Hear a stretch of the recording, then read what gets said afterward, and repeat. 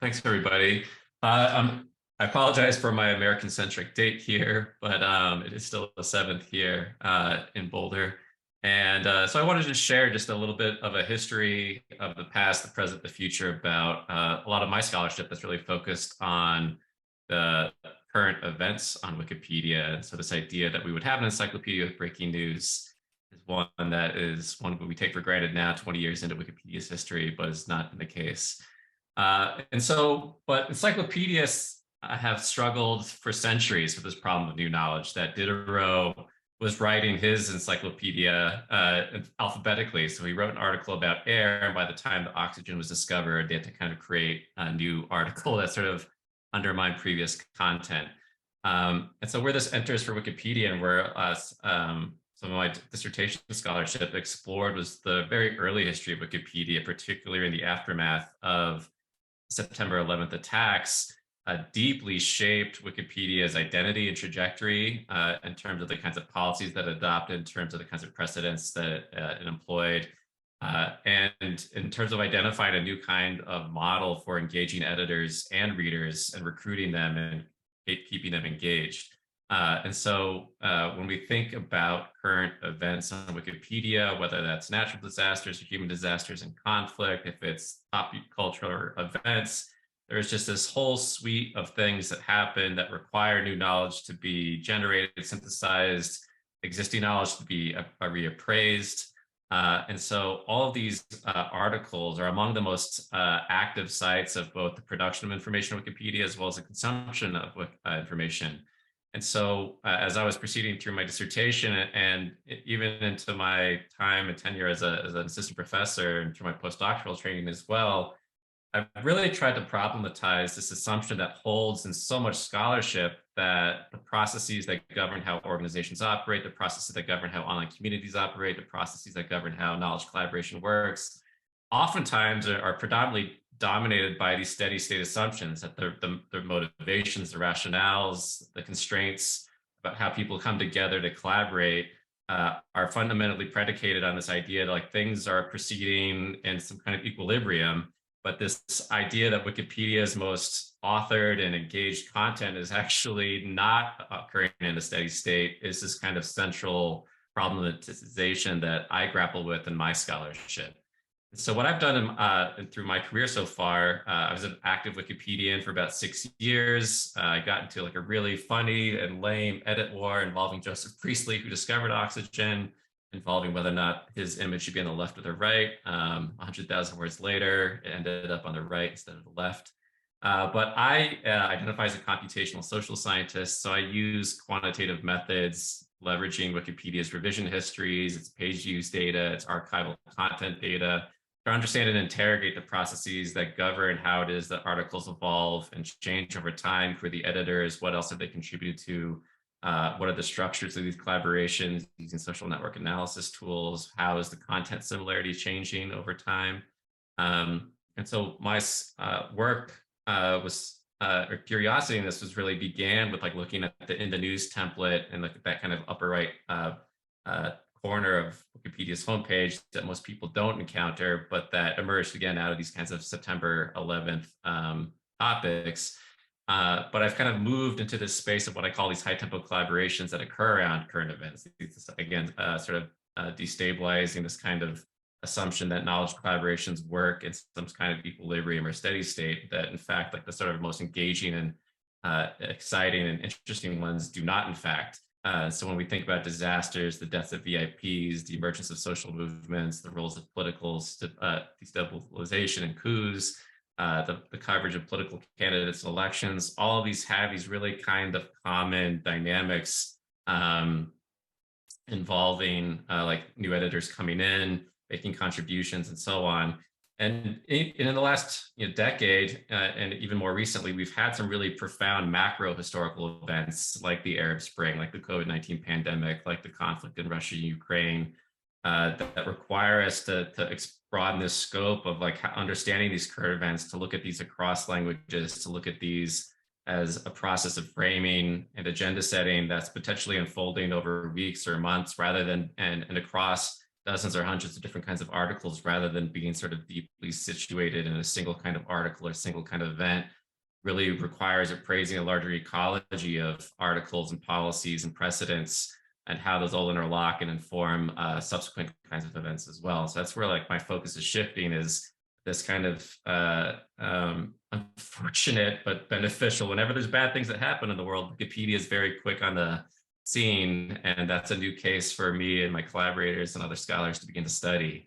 So a lot of my findings are really centered on like the capacity for Wikipedians to engage in these high tempo collaborations, to come together, to rapidly co-author new content, synthesize new kinds of knowledge, is not a product of some kind of ambulance chaser who shows up when the time is right and that they know that their expertise can be deployed in these kinds of ways. This capacity to engage in these kinds of collaborations appears to be extremely widely distributed across Wikipedians, that very diverse kinds of Wikipedians take the lead in these kinds of collaborations, and that there's no, that they draw on very diverse kinds of expertise.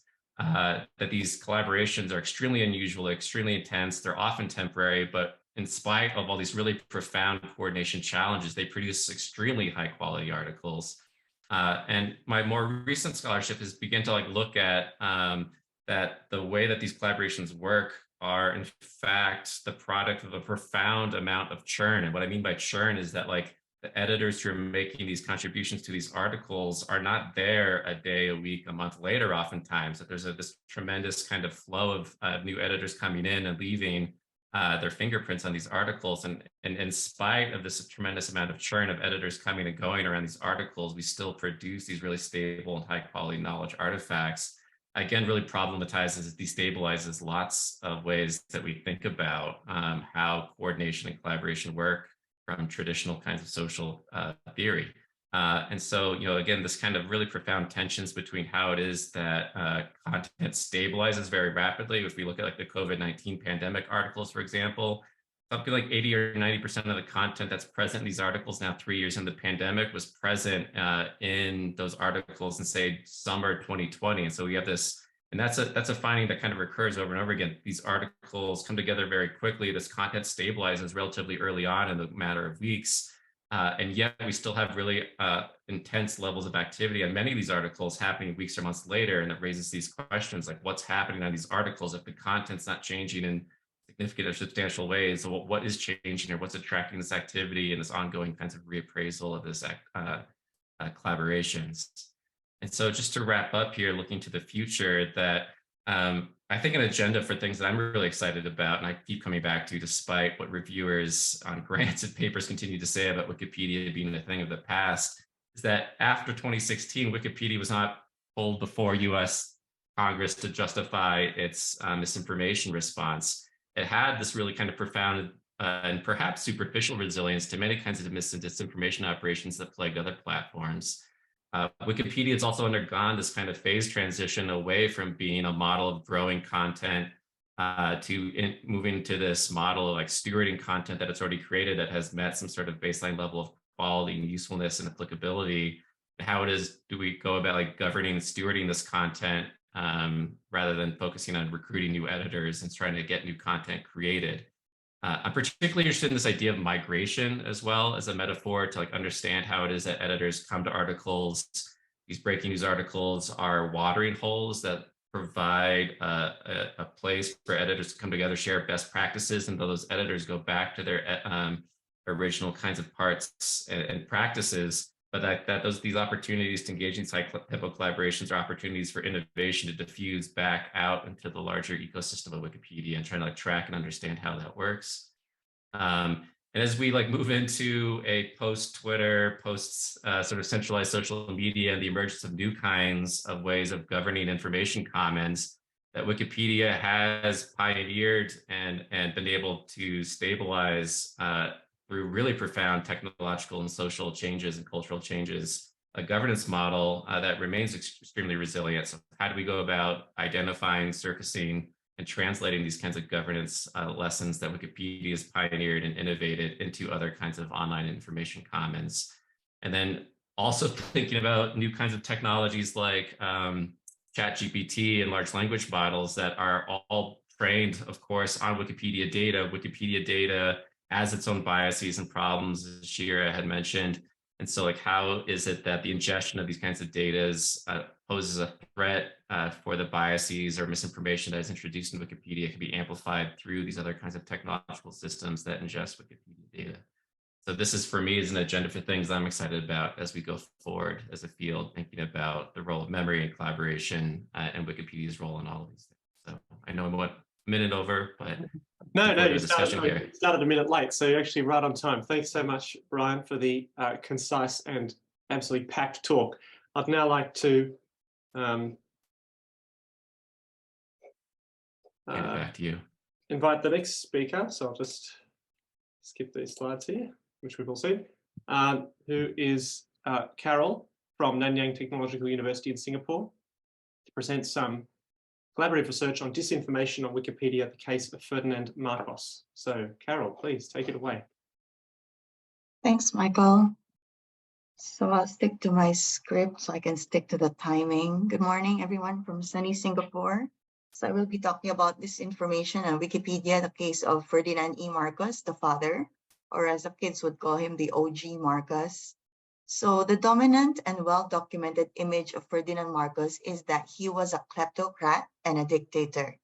In recent years, however, there has been a growing movement to reassess both the man himself and also his regime. There have been attempts to include elements of this discourse in the content of Wikipedia's biography of Ferdinand Marcos, the tempo of which has proven troublesome to many editors interested in the subject. So how should Wikipedia handle claims that fall outside the mainstream?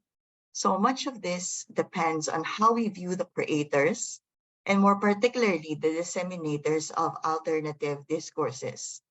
If we merely see them as an ignorant rabble, a digital hoi polloi, then the correct response would be to clamp down hard on their attempts to infiltrate Wikipedia. But there is another perspective. So we need to consider that many Wikipedia editors fighting what they consider malicious and fake news may have epistemological blind spots that make them unaware of the limitations of mainstream discourse and of alternatives to this discourse. So the most visible sign that Ferdinand Marcos's enthusiasts are aware of Wikipedia comes from the top pages of their hero's biography. But while there are isolated emotional outbursts on the top pages, more important are the actual claims put forth in the article itself. So one of the first encounters of revisionist discourse is the euphemistic use in 2005 of the word excesses to label what were essentially human rights abuses. So despite these traces, the bulk of the content of these early versions remains mainstream. And that is that Marcos was a corrupt dictator who brought ruin to his country. The balance changed in 2017 with an increase in successful attempts to insert revisionist perspectives, such as claims that Marcos was wealthy because of his investments in gold, martial law being a positive experience, and that Marcos's wealth actually came from Yamashita's treasure. There is a sense that Wikipedia is not doing anything to transcend the polarization that is both responsible for and a product of the proliferation of these revisionist discourses. Given that such polarization has consequences in the wider world, Marcos Jr., after all, the son, won the 2022 election thanks in part to revisionist discourse. This is troubling. Of course, it could be argued that just presenting the facts should be a sufficient aim. The problem, however, is that people are rarely disabused of deeply held views or views held by peers and admired associates by the inconvenience of appeals to truth. And it ignores the likelihood that these epistemological distortions are valuable in themselves for what they say about the concerns of layers of society that rarely get the chance to speak. Here we need to point out two dangers of the current approach that Wikipedia is taking, vigilantism and resource attrition. So we have already seen that Marcos admirers use Wikipedia top pages to post emotional comments about their hero. However, it is interesting to note that most of the more abusive language and behavior on the top pages actually come from those looking disfavorably on revisionist claims.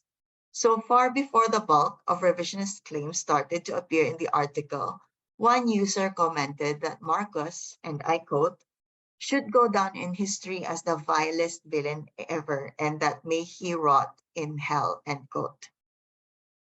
The behavior here is understandable.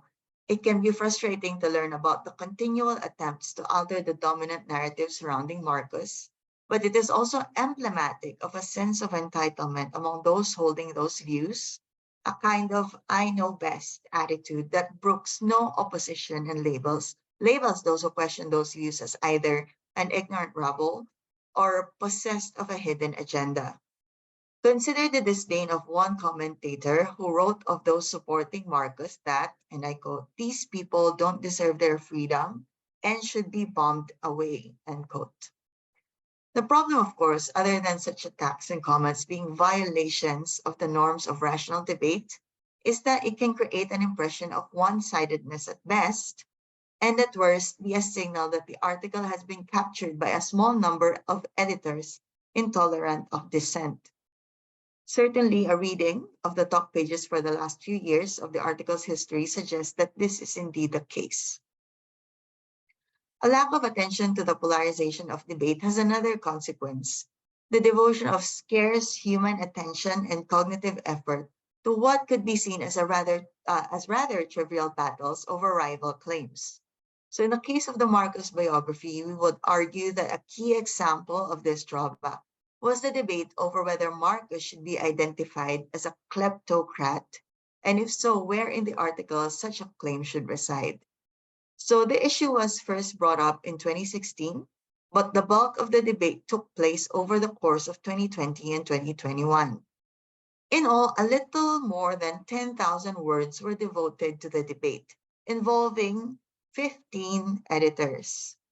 At the end of the day, however, what was really gained by using that term? More importantly, what was lost? The labor editors can devote to Wikipedia is not infinite and involves setting priorities. As of March of this year, the article was rated at the C level, meaning it is substantial, but is still missing important content. It suggests that editorial effort could have been more devoted to developing and improving other aspects of the article. The polarized debate surrounding Marcus Sr. made that impossible. So, if polarized debate is to be transcended, it is necessary to find common ground for a synthesis to take place. In the case of the Marcus biography, we should recognize that outlandish claims express underlying truths. They alert us to move beyond the surface truth value of the claim to find a deeper reality. We would argue that in the case of Marcus, this could be done by understanding him not just as an individual, but as a symbol or a product of a particular political economy that has dominated the Philippines for a long time. Several scholars have produced well-documented studies of the country that can serve to support such a perspective. The Philippine political system is a kind of revolving door. Elite factions and their political representatives compete for state power, giving way to others over the course of time, only to reappear in power again after a few years later. This allows us to contextualize the Marcos regime not as a singular example of one man's greed and immorality, but as the logical outcome of a system of political economy. The rancor over the Wikipedia biography of Marcos could be greatly reduced if editors understood something of this deeper political economy. But here we encounter a serious problem in that many Wikipedians are not aware of the wider bibliographic universe of whatever topic they are working on. One of its consequences is that although Wikipedia now requires the use of reliable sources to back up truth claims, sources that are deemed reliable are, in many cases, not the best available. An examination of sources used for Marcus' biography show that 48% are newspaper articles, which are generally considered the first draft of history, and for the most part limited due to the constraints of space and time faced by journalists on tight deadlines. Books make up a further 24% of sources for the article, and some excellent works are included. but at least one important source of biographical information is omitted: the work of James Hamilton Patterson, which provides an easily readable and insightful examination of Ferdinand and Imelda Marcos that contextualizes their lives within the wider forces of Philippine society. Furthermore, those books that are cited tend to be mined for particular facts rather than presenting an overview of the complete thesis of the author. In a previous work, my co-author Brendan Luyt developed the concept of bibliographical imagination as a term that emphasizes the need of editors to have an intellectual curiosity that takes them beyond a simple search for sources that support or refute facts to one that examines the content of those sources in the wider bibliographical and discursive universe of which they are part. Developing such an imagination would make it easier for editors to make the jump from using sources merely as mines of information to appreciating the overall argument or thesis being presented. This would in turn make it more difficult to succumb to a predetermined polarized debate. Thank you very much. Thank you very much, Karryl. That was a brilliant introduction to this topic, which perhaps was not totally known to everybody here. So thanks very much. And please do interact with Karryl there on Slack. So now that brings us to the final speaker for this session, Laurie Jones, who's also at the University of Colorado Boulder. We'll be talking about how the Arab Spring is portrayed in multiple language editions. Now, Laurie, I don't believe you sent me slides, so. I did send you slides, but I can absolutely present them. Okay, great, sorry. Oh yes, anyway, please do share the screen. I'll just stop sharing. Okay. Hold on, let me get myself situated.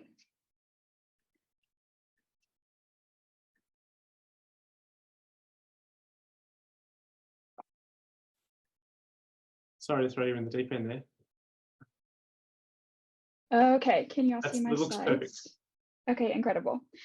So yeah, a couple of things to talk about in the beginning is that I initially proposed a topic about networks in this realm, but you know, sometimes research takes a mind of its own. And so now I'm going to talk about Outlinks, which I am just as equally excited about. Another thing you might notice is that actually Brian is one of my advisors. So if you see similar language, that's where that flavor comes from. But yeah, let's dive into it. So as everybody has kind of like been talking about before, Wikipedia, as encoding collective memory processes, those processes can vary across languages, positioning Wikipedia as a place with insight into a variety of linguistic-based perspectives expressed in the different language versions. In these different language versions of Wikipedia, articles are translated directly using machine translation, or they can be written by people who speak that language. To ensure that I found a perspective that was based within a linguistic community, I chose the Arab Spring as a case study to investigate the different collective memory processes between the Arabic and English Wikipedia. The Arab Spring is a phenomenon that is impactful for both communities, and both summary articles were written by people in that language. Within these Wikipedia articles, I chose to look at the outlinks included. Outlinks are chosen by the editors to contextualize and further discuss the main topic of the article. And this is especially true in a summary page, as this is one that lays out the broader phenomenon of the Arab Spring, while also linking to events that each language community has considered to be a part of that phenomenon. And in some cases, like this one, there are discrepancies in that inclusion. To begin an investigation into these outlinks and their role in contextualization, I went through, pulled all the revision histories in both Arabic and English, parsed through them monthly, and measured the similarity of links between those revisions. After that, I clustered them to create a digestible way to understand which outlinks were used in similar ways and at similar times. And this lays out a sort of collective memory process that are used to create these pages by showing links that have similar temporal inclusion. So links that were decided to be unrelated or links that came and then left provide a very interesting quantitative perspective on the negotiation of collective memory. So here are my clustered heat maps. The one on the left is for the English outlinks. For the English Arab Spring article. The one on the right is for the Arabic Arab Spring article. The lighter color are more correlated outlinks. The darker colors are less. So basically, if there is a pair of outlinks that is in all of the same revisions, they're going to have a score of 1, being lighter. And then if 2 outlinks are never in the same revision, they're going to be darker. As you can see, these language editions have very different relationships with outlinks. And I'm going to break down these clusters a little bit further. I am asking everybody to not get overwhelmed, but instead get excited. As you approach this page, I kind of circled the notable clusters that are in this heat map. And then I also included these linear graphs you'll see around it that show the temporal inclusion of the outlinks in those clusters. So a note about these is that the y-axis is specific for each cluster. So as you see these lines go up and down, as they get towards the top, that's the maximum amount of outlinks in that cluster. So it's not the same as like the total number of outlinks in the entire page. So first one at the very top of our little diagonal, the one that kind of looks like a step. These are really popular from about 2016 to, and then they had a big drop. And then around 2019, they had another big drop. The first main dip was from an edit to the international relations and external effects sections of the article that was then combined into a more disparate outcomes section. The second dip in 2019 was due to a change in the summary table. So a lot of like links such as the Syrian army, Aleppo government were then taken out. So this first cluster kind of shows like big structural changes that happened. The next one, the biggest and the lightest, the most correlated cluster on this map, actually maps to the contemporary edition of the Arab Spring article. So these are all articles that you would assume to see in the page, like the 2011 Egyptian Revolution, the 2011 Syrian Revolution, but it also includes outlinks with topics such as foreign policy and human rights, which are never really contested or negotiated, but always kind of included in the creation of this article. The next cluster down is arguably my favorite. This is a bunch of contested topics. As you can see, it goes up and down and spikes a couple more times. The 3 main spikes you'll see, one is at 2014, another's at 2021, and then the other one is actually at the end of 2022. So I broke these down because these are monthly intervals, explored what they were in each month. The first one in 2014, someone came in, made a huge edit to the causes section, but it was an anonymous editor, completely changed, reverted back minutes later. Similar thing happened in 2021. Somebody came in, added some more contemporary topics such as the 2000s energy crisis, silent protests, but then it was immediately reverted back. And then the same thing happened in 2022.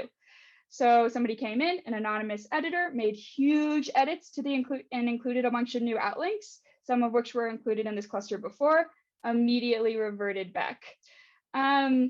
This cluster is also really interesting because it also includes outlinks such as the Palestinian territories, which are included for a couple months, not included, included for a couple of months. So it includes a bunch of content that is constantly being discussed and negotiated. The last 2 clusters in this English Arab Spring heat map are pretty similar. They both kind of show us the negotiation of the creation of this page. The first one, great example, is only in March of 2012. This is huge cluster. Once again, I went in to look at the edit history of the month specifically.